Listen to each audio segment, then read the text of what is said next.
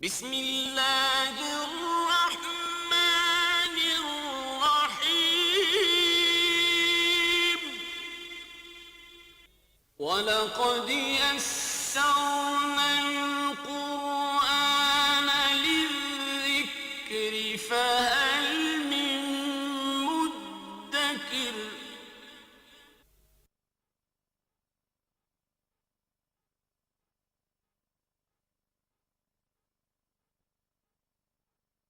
اعوذ باللہ من الشیطان الرجیم بسم اللہ الرحمن الرحیم وَلَقَدْ قَالَ لَهُمْ هَارُونُ مِنْ قَبْلُ يَا قَوْمِ إِنَّمَا فُتِنْتُمْ بِهِ وَإِنَّ رَبَّكُمُ الرَّحْمَنُ فَاتَّبِعُونِي وَأَطِيعُوا أَمْرِي قَالُوا لَن نَّبْرَحَ عَلَيْهِ عَاكِفِينَ حَتَّى يَرْجِعَ إِلَيْنَا مُوسَى صدق اللہ العظیم رب اشرح لي صدري ويسر لي امري واحلل عقدة من لساني يفقهوا قولي اللهم الهمني رشدي واعذني من شرور نفسي اللهم ارنا الحق حقا وارزقنا اتباعه وارنا الباطل باطلا وارزقنا اجتنابه اللهم رب زدني علما آمین یا رب العالمین۔ سورۃ طٰہٰ کا ایک بڑا حصہ حضرت موسیٰ علیہ السلام کے حالات واقعات پر مشتمل ہے۔ حضرت موسیٰ جب مدین سے واپس آ رہے تھے جہاں ان کی شادی بھی ہوئی اور پھر وہ واپس مصر کی طرف آ رہے تھے تو راستے میں انہیں اللہ تعالیٰ نے گویا نبوت سے سرفراز فرمایا کہ ایک پہاڑ پر کوہ طور جسے کہا جاتا ہے اس پر انہیں ایک طرف روشنی نظر آئی۔ سردی کا موسم تھا، ان کی اہلیہ ان کے ہمراہ تھیں، راستہ بھول چکے تھے، رات کا وقت تھا تو وہ گئے کہ میں وہاں جاؤں تو شاید مجھے کوئی راستے کا بھی سراغ ملے اور کچھ تاپنے کے لیے انگارے وہاں سے شاید مل جائیں، اور وہاں گئے تو پھر معاملہ ہی کچھ اور تھا۔ اللہ تعالیٰ سے ہم کلامی کا شرف حاصل ہوا۔ اللہ تعالیٰ نے فرمایا کہ میں نے تمہیں چن لیا ہے ایک کام کے لیے، اور پھر انہیں حکم ہوا کہ اب جاؤ فرعون کی طرف اور اسے ایمان کی دعوت دو اور اسے کہو کہ میں اللہ کے رسول ہوں، اور یہ کہ بنی اسرائیل کو میرے ساتھ بھیج دو۔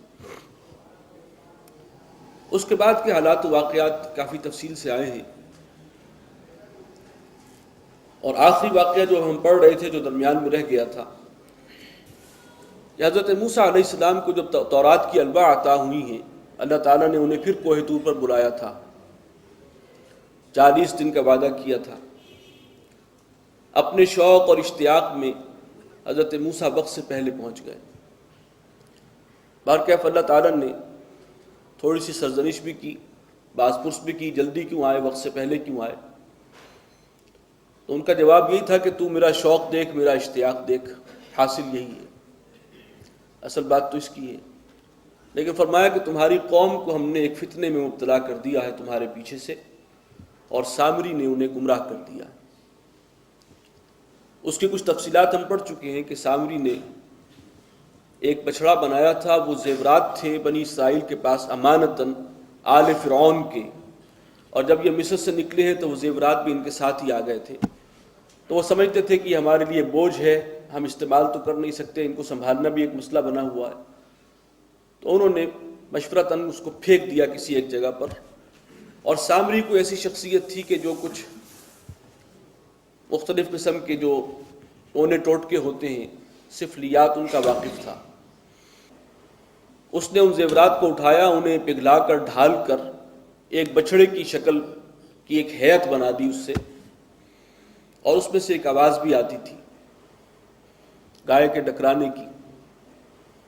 تو سامری نے کہا کہ اپنی قوم سے، بنی اسرائیل سے،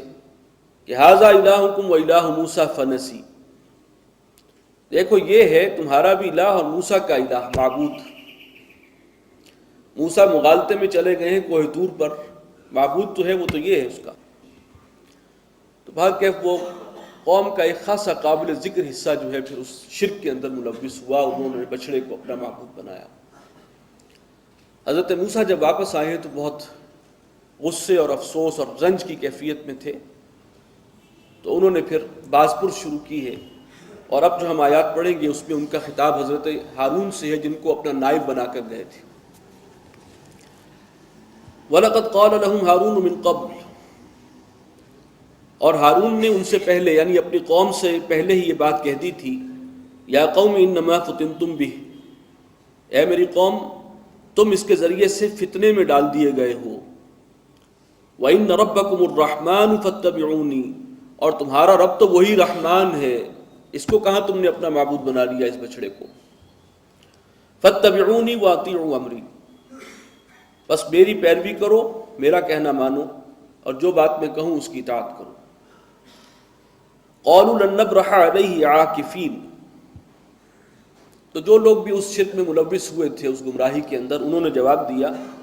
کہ ہم تو مسلسل اسی کی عبادت پر جمے رہیں گے۔ اعتکاف کہتے ہیں دھیان لگانا، ہم اس کا اعتکاف جاری رکھیں گے، بالکل دھیان لگا کر بیٹھیں گے، جیسے بتوں کے آگے بیٹھا جاتا ہے ان مذاہب میں جہاں بت پرستی ہوتی ہے۔ حتیٰ یرجع الینا موسیٰ، یہاں تک کہ موسیٰ ہی واپس آئیں اور پھر وہ ہمیں بتائیں کہ ہم صحیح ہیں یا غلط ہیں۔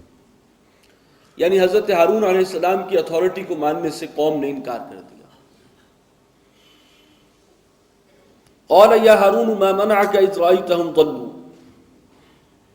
حضرت موسیٰ نے اب اپنے بھائی ہارون سے پوچھا کہ تمہیں کس چیز نے منع کیا تھا اس بات سے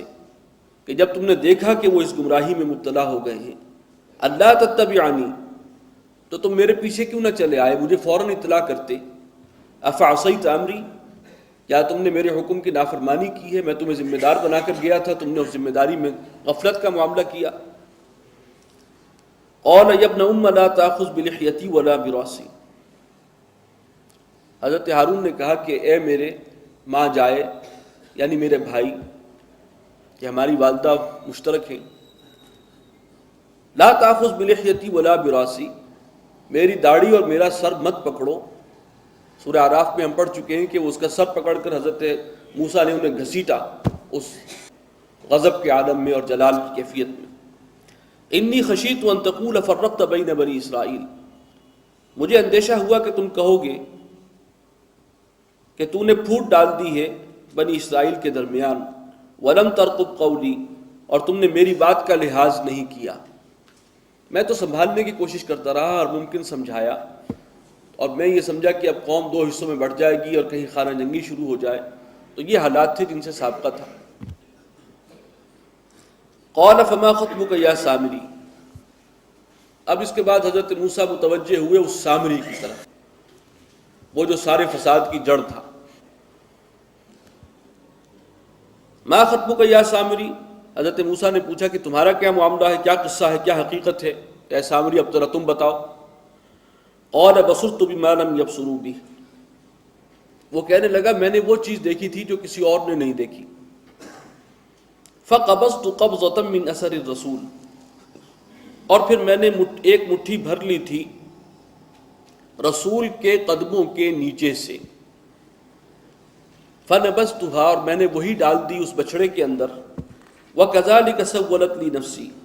اور اسی طرح میرے نفس نے مجھے سمجھایا۔ یہ رسول کے قدموں کے نیچے سے جو مٹی اٹھاری، ایک مٹھی بھر، اس کا جو قصہ ہے روایات میں جو آتا ہے